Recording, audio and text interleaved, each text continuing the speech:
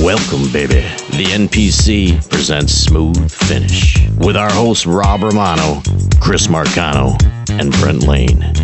These guys have more chemistry than your entire test kit. Ever enlightening and striving to be entertaining. So let's dive into their latest episode of the NPC's Smooth Finish. Welcome, everybody, to Smooth Finish. It's been a minute. It's summertime, hot as heck, at least in Florida, I think about everywhere. We really just, today we got some tools for your toolbox. We got 2 brand new white papers that we're going to talk about that are good for the members to really educate consumers on. This is what we do with these white papers. We've got the really technical ones, and then we got the ones that you can share along and hopefully can make some sense to a homeowner for an easy read and try and reiterate what you're saying to them. Today's papers are white paper number 6, tips on filling the pool and initial startup, and white paper number 7, avoiding soft water or water with a low calcium hardness. They kind of correlate, and we'll definitely get into that a little bit.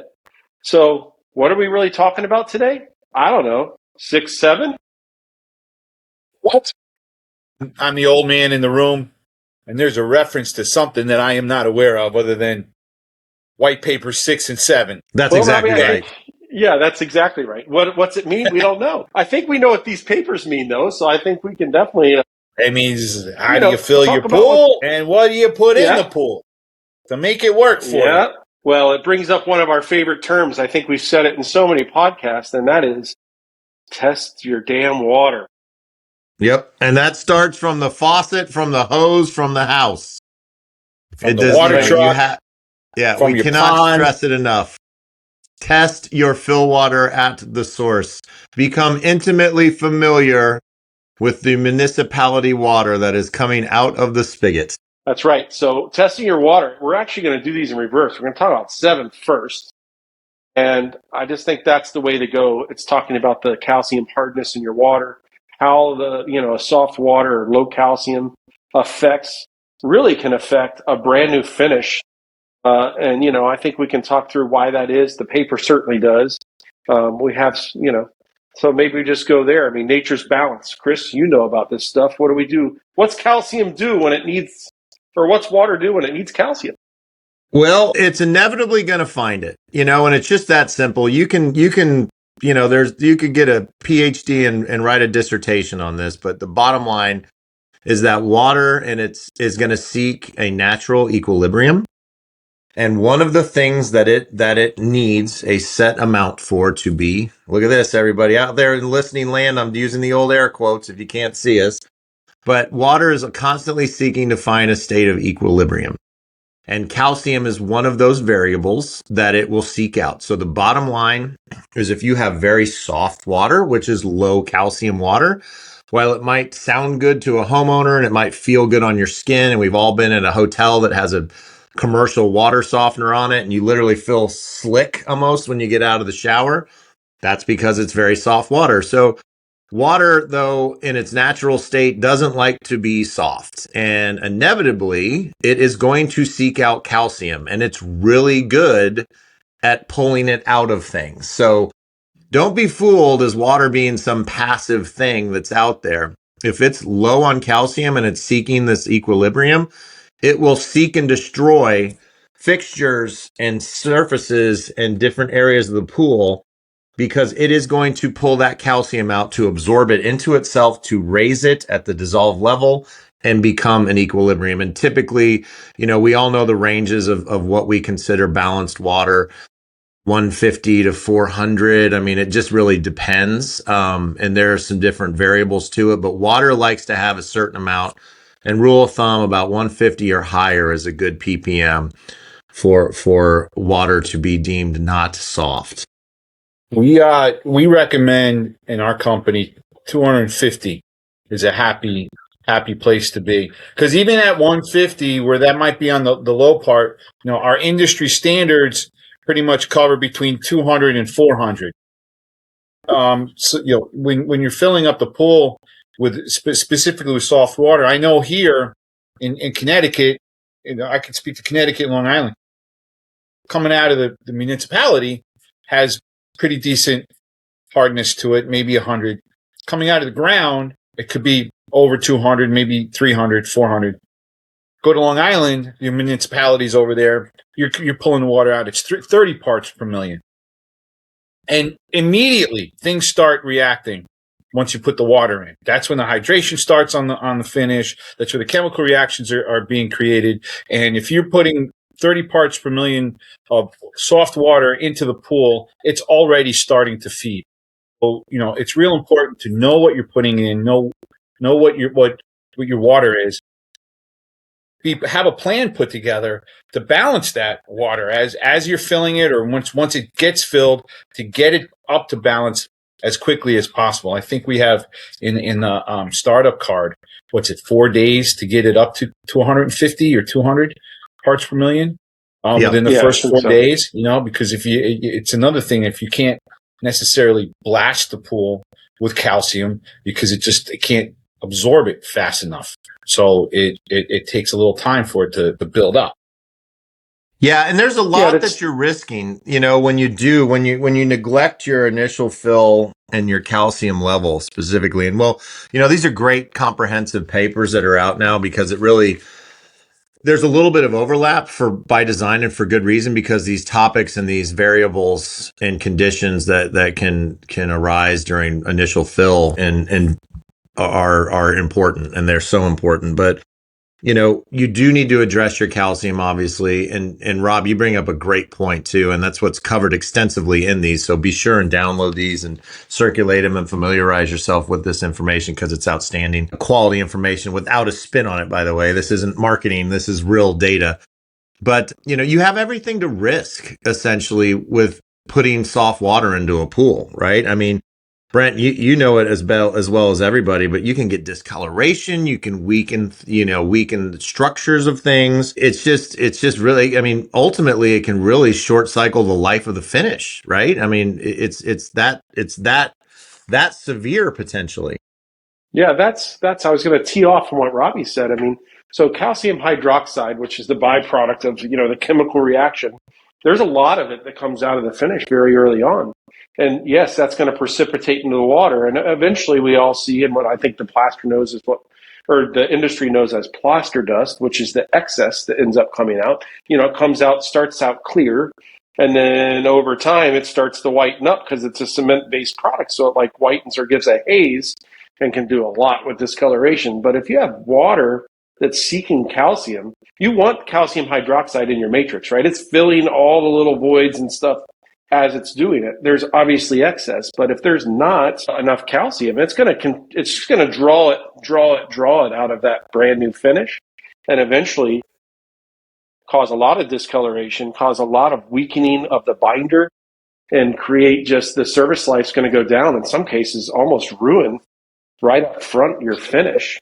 And I used to, in my old days, it was always good. We'd go out to a pool and you could know right away if people didn't deal with their calcium. Right away, it was the finish's problem. And you had what was a beautiful, say, Tahoe or Midnight Blue pool that's basically white, polishing pad and some acid usually showed that it wasn't white because you can get that stuff off. But, and sometimes it was very soft and, I always got him.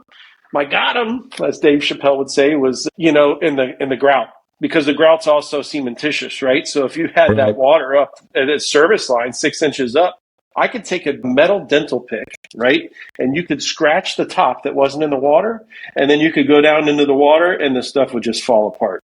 So look, two dissimilar products. Obviously, you got the water. I mean, it's not a trick of the trade. That was the facts of what was going on. So, you gotta get it up there. I think a lot of people say to maybe try and get to 150 because there will be that calcium hydroxide, coming out during that initial startup. We'll bring it up to a certain point. Again, every manufacturer has their recommendation.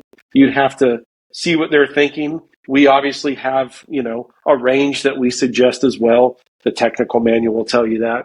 But again, I think what this paper's trying to do is, what we're telling you, what I'm sharing with you now, the gotcha stuff and the whatever, we're trying to help you share with the homeowner how they can avoid that. Or, hey, why are you putting calcium in my water when you're first starting it up? Well, this helps explain that, and it really gives them how you're going to have a better result. There's obviously things, and the paper is very good in the end there about dispelling or I should say spelling out what you should avoid in filling the water and what you should do to avoid it as well. We can talk about those now. One is, one thing I want to point out when you are testing for hardness, you got to be sure it's for calcium hardness, not overall hardness, because some of the test kits, some of the test kits, specifically test strips, they test for total hardness, not calcium hardness. So you want to make sure that because the culprit here is the calcium hardness, not the total. So just be with, make sure your test can handle it. You know, what would be a great tool for this to everybody out there?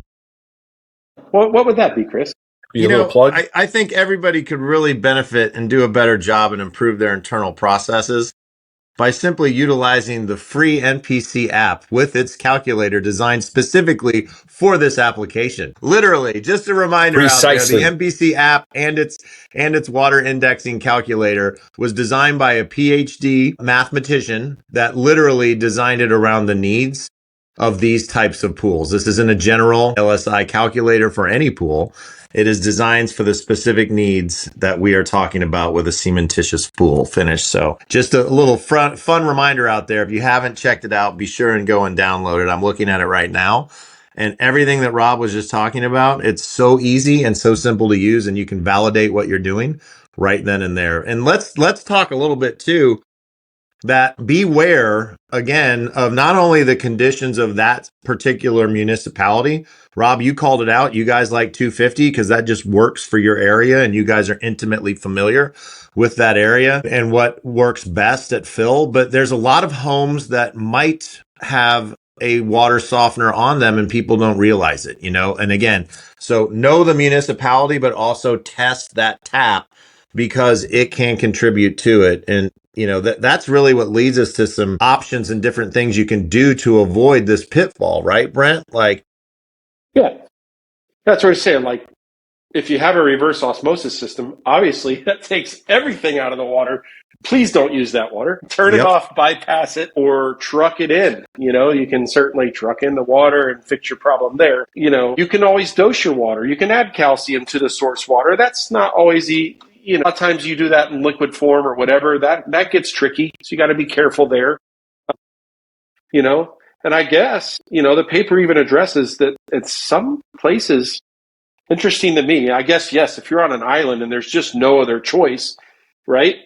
Somewhere, that you have to do something to that finish to try and protect it. And, there is products, we don't endorse any specifically, but there's shields, type densifiers, things like that you can get on that surface specifically at the very initial fill that will kind of protect the leach of the calcium that it's needed for the matrix and give you a better service life for that pool. So there's just all kinds of things to consider. And this paper's not very long. I think we've talked about most of it, but it's concise enough and it's a great little tool for you as a member or anyone in the industry to just share with the homeowner as you're doing this process or as you're getting ready to fill their pool. Quick addressing of simple things, Yeah, and the bottom line with this particular paper, and this is the beauty of it, it's clear, it's concise, it's straightforward, and it's a report of solutions. It identifies the challenges, but most importantly, it gives you the solutions and tells you what to avoid. So again, it's a quick read, it's a technical paper that was designed and created with the one goal in mind, and that's to elevate the professionalism and the understanding out there in the industry today. So check it out if you haven't yet. This is a really, really good one. And Kristen, you mentioned the app to do the testing, right? So guess what? These white papers are right on the app. They're right on the website. I'm literally looking at it right meow on my phone. 6-7. So speaking of 6-7, we go from 7 to 6. 7-6. I don't think that works the same. Robbie, what's wrong? You don't understand what we're talking about? No, I said I was just going to say that, but the chainsaw's going off in my neighbor's yard over here. Well, it wouldn't be a smooth finish podcast if there wasn't some very intrusive ambient noise permeating in from the Romano household. You could have a bird, a kid, a wife, and I guess now a chainsaw. Why not? Nice. Yeah, that's what I get for living in the woods. Some sort of aggressive noise coming in from our Connecticut Center of Excellence over there. It's outstanding. You know what it really is. So yeah, so let's talk about. Let's go. It's this is like a Tarantino movie. We started at the end and now we're ending with the beginning. That's exactly right. Yep. I know some Well, it's a people that good. Go ahead. cut that Forget out. it. All good. Forget it. He's It's all cutting good. it out. He was going to go somewhere, and It's he like decided talking to reverse. Linda. Is what I was going to say.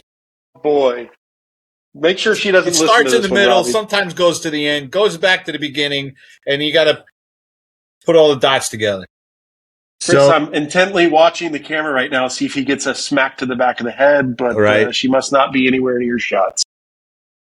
So yeah, on that note, so now we're on to the technical paper number 6. We started with That's right. 7, now we're on 6, and that's tips on filling the pool and initial startup. So this is a little more encompassing. We drilled into the low calcium aspect to start off the conversation, which is covered in this as well. But this is a broader type of pass on the initial fill startup, and you can't emphasize and really stress enough what a critical set of first steps this is after a plastering job, right? It's just that simple. So you have everything to gain by doing this right and understanding it. And that's why, again, download the app, check this out. It's a quick read and familiarize yourself with these tips because it's really going to help identify and help you identify the value that's in this information, right? Yeah, and I want to clarify, it's tips on filling the pool and initial startup, but this is not startup. This is really more about filling the pool and some steps, at that immediate time. But we certainly don't dig in on this paper. There's the startup card, there's certification course, there's all those things for proper startups. But I just wanted to make sure that everybody knows this doesn't get that far. It's definitely more about how we fill the pool as soon as possible, those types of topics, the plasters, all that good stuff. Yeah. Yeah, that's right. It's really how it all starts, right? And it goes from there. And again, this is more of a general idea because it sets you up for success. And the tools are out there, but this is just a good summary that's going to test you or that's gonna confirm what you need to test, kind of what you need to do, and little also things, little caveats like clarifying who's responsible for what, talking about the timing of things and how things sequence, emphasizing too what, the quality of water and why it matters. So again, a nice, real comprehensive general pass on this initial startup process, right? Again, it's not the official NPC startup. We've got that dialed in and the sanctioned way to start up one of these pools, but this is more of just general practice and good practice. That's right. So why? I mean, as soon as practical is what we say, as soon as possible, practical, that you would fill a pool at, once a plaster. We want the water. We really want, as an industry, we want the water in the pool as soon as it can actually get in there. Our plaster that we put on pools, no matter what it is definitely intended to be cured underwater. Like it's a pool finish. It's underwater from really the very, very start. Some finishes fare better than others as far as how fast you got to get that water in, or some demand a little bit of time because of, like a typical white plaster, just an aggregate cement mix with not much else. You want to get water on that. Like as soon as that product's hard troweled and will hold water, I should say, and not wash out or whatever the case may be. Once it's hard troweled and ready, because there's the matrix in that is not, as much. And, if you don't get it on, you don't get the water, you let it sit overnight, you could have check cracking, potentially debonding, all these things that can happen because that matrix is shrinking.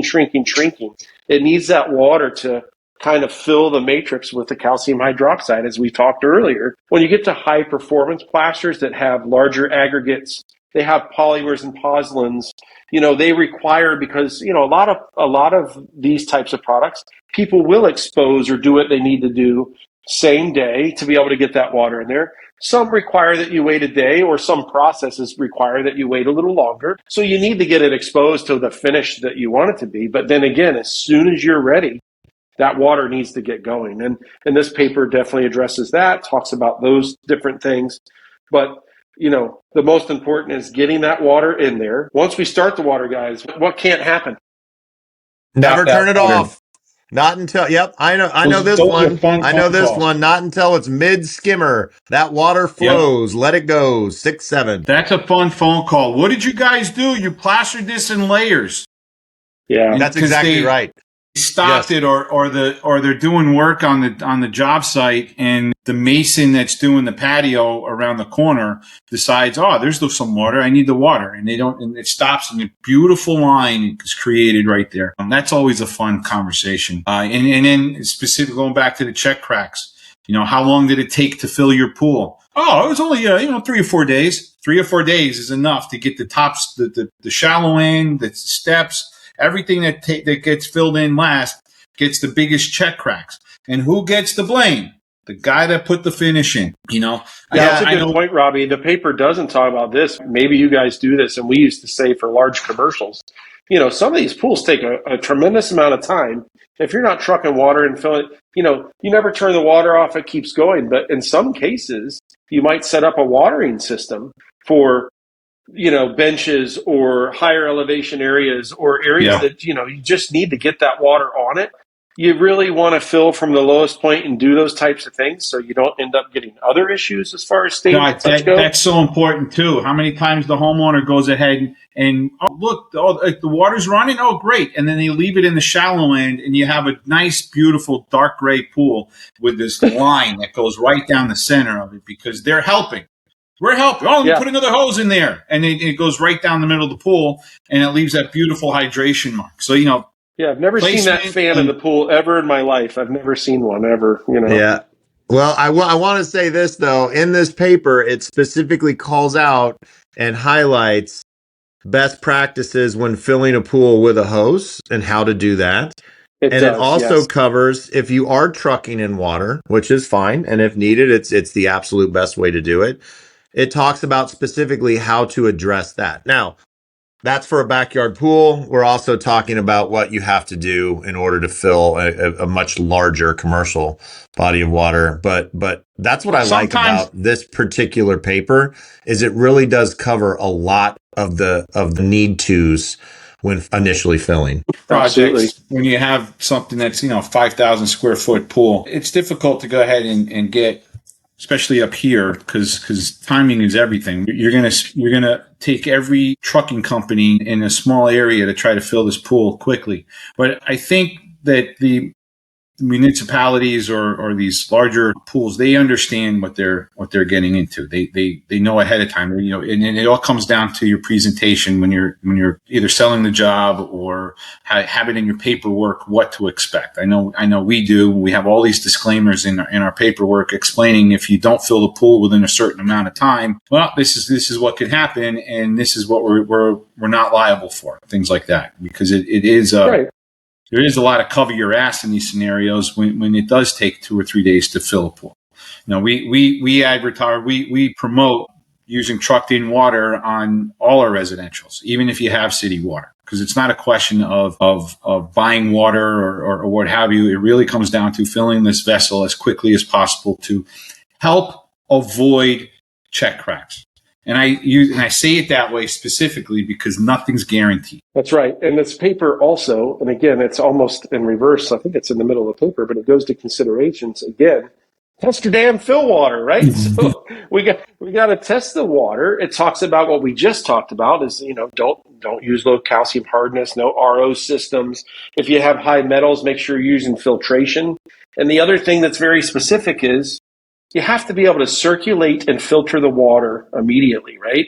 So you got to make sure either the equipment's set on the pool and working, or you need to have, some sort of mobile circulation pump and a filter, again, to get that excess hydroxide to, all those things. We don't even, I think sequestering agents mentioned it somewhere, all the other good things that come with startup. But it does, and again, it's just a stop point like, hey, before you even start filling this pool, is your equipment working, or do you have a way to circulate the water and filter it? Then, hey, again, check that water and make sure that these things are covered.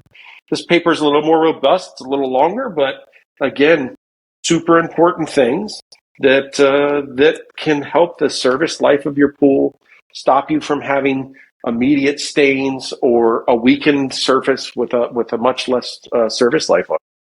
Yep. Yeah, that's right. And ultimately all roads lead back to, because this particular paper and this tech report, it leads back to, you know, follow up all of this by implementing the official NPC startup process, right? Download the card, have it, follow those instructions. And this is more of a complete picture, because this paper is covering up the general setup and how you get through the block and tackling of this startup process day one.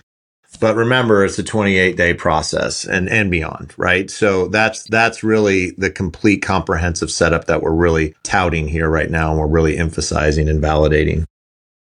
Right. And don't forget about, don't use wheeled vacuums. Consider Yep. not to start the salt system. Heaters Yep. don't get going. That again is more about startup, but these are important things at the very, very front side, right? So this is one tool in the toolbox. We're talking about heavily 3 today, the 2 papers, the startup card. I mean, there's just so many things. The NPC Pro app, where all this stuff is right, easily accessible in your hands. This is all great information and tools for our people in the industry. Yeah, and that's the beauty of it. It's designed, and this is done without an agenda. Again, this is all done with one single goal, and that's to elevate the professionalism and effectiveness of applicators out there, and builders and service companies, right? Like people who are actually out there getting their hands wet and putting in and maintaining these pools. This is invaluable information, and there's not an agenda. That's the beauty of it. This is all based on the science and the practicality and the practice of things, right? And it's based off of decades and decades and decades of experience. So we're out there and just trying to simplify it to make this as easy to comprehend, share, and digest as possible. And that's the whole point. So familiarize yourself with these 2 tech papers, download them now. You can get them. What do we have? The website. We have the MPC website, but our social chain pages will all have links. But really the best way to implement and utilize this data is download the app, the MPC Pro app. It has so many valuable tools in there. It's being updated constantly. I gotta say, I just opened it for the first time in like 4 or 5 days, and it looks complete, like we've updated it yet again, right? It looks like so different. There's new features on there, and I'm half the time I've been on this, I've been kind of playing with the app on the side over here, because it really does have a lot of new stuff. Yeah, it's great for an industry professional. Chris, I wanted to say one thing we're talking about white papers today, folks, but what I will tell you is if you're an industry professional, the white papers, again, where we started this whole thing off is consumer. It's a good tool for you to, an easy explanation breakdown to kind of explain to a consumer or give them. Yep.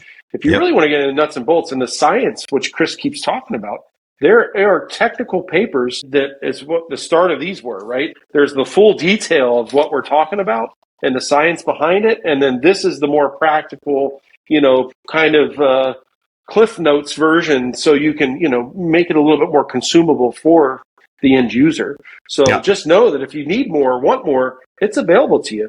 There's tech bulletins. There's the tech manual. That's all stuff that you should be doing. And print this stuff out and put it in your care package. I know when we finish a project for a homeowner, we give a little book, how to take care of your pool, the startup cards in there, and then we pack it up with as much information as we can, including some of these white papers that we feel are pertinent to that particular project. Yeah, no, that's a great call out, Brent. I think I misspoken. We're referring to these as technical papers, but yeah, think of the white paper as essentially something that's just much more consumer friendly, forward facing. It's going to be a little bit more streamlined and not so heavy into the science, even though it represents the science in just a much more digestible way. So to Rob's point, this is data that can be consumer shared, that can be left behind in the packet. And again, it validates and it verifies, and it will also give you some cushion because you're not leaving stones unturned, and you're leaving that homeowner with everything they need to educate themselves for long-term maintenance and success with that pool finish. Absolutely. Indeed. So one thing that I wanted to share, NPC is so busy right now. Seems like busy season, like pool season slowing down. NPC's efforts and stuff are just on the ramp.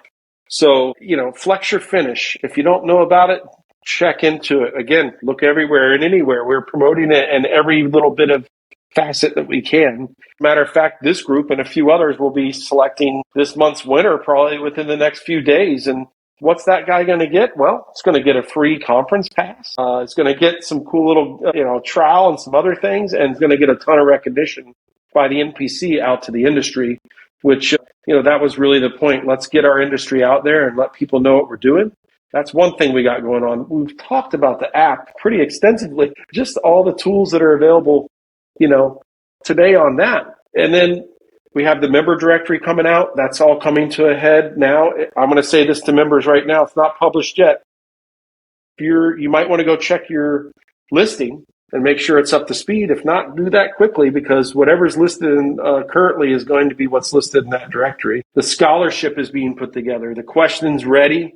The collateral is being put together now to get that out at the industry. As a member, that's a huge benefit for you and your children that are, attending next level, whether it be trade schools, whether a 4-year college. There's some requirements, but otherwise, as a member, that's a benefit to you.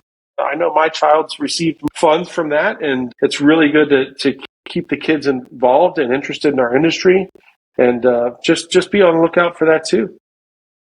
There's some other things going on. The event calendar is always available to you, again, on the app, on the website, nationalplastererscouncil.com. You can go there and find it.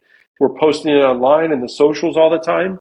There's a huge thing coming down the line for our Latino community, which is, the first time ever at NESPA, and I know that's in January, but there's a Spanish driven or Spanish only a startup certification. That is a first. We've worked really hard to get that done. You're going to see on the app soon and on the website, we are interpreting over to Spanish all of these technical papers, white papers.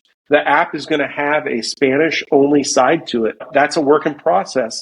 So just know that we are definitely going fully forward on that scenario to incorporate our friends in the industry.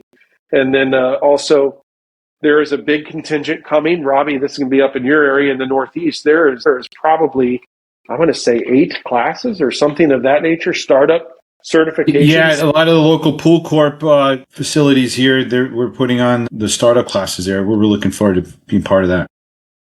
Yeah, so that's coming out into the industry very quickly. And the other thing we never ask about, we never talk about, hey, we want your help. Join a committee. There's a committee form right on the website. You can call any one of us, I'm sure, or just call an NPC headquarters. They'll get you hooked up. We need some young bloods. We need some people that want to help us grow the NPC, grow our reach into the industry, and just continue forward. So hopefully you see that there's a lot of stuff doing. Yeah, that's a great point too as we wrap up here, but it's a great opportunity if you're passionate about education or technical aspects or marketing, that we have those committees that we're always looking to add good volunteers to. So, anybody out there listening or anybody that you know of that could be interested at engaging more within the community and within the industry, it's an open door. There's a vetting process, of course, but we're always looking for good people to contribute and fresh ideas, right? So, it's a great opportunity to contribute to an overall lift of the industry, but also it's a great opportunity to network, to grow yourself and grow your business as well. So great point, Brent. Well, gentlemen, shameless plugs for all of our efforts, obviously, and 2 new tools for the toolbox for our members. I'm not sure we can do much better of a smooth finish here today. What do you think? I think it's dead on 6-7. 6-7. You guys be good, man. Thank you so much for joining me today. I appreciate you guys as always. Hey, it's Labor Day weekend, so if you're hearing this, then I hope you all have a great Labor Day weekend. Yeah, be safe. Bye-bye. Thank you.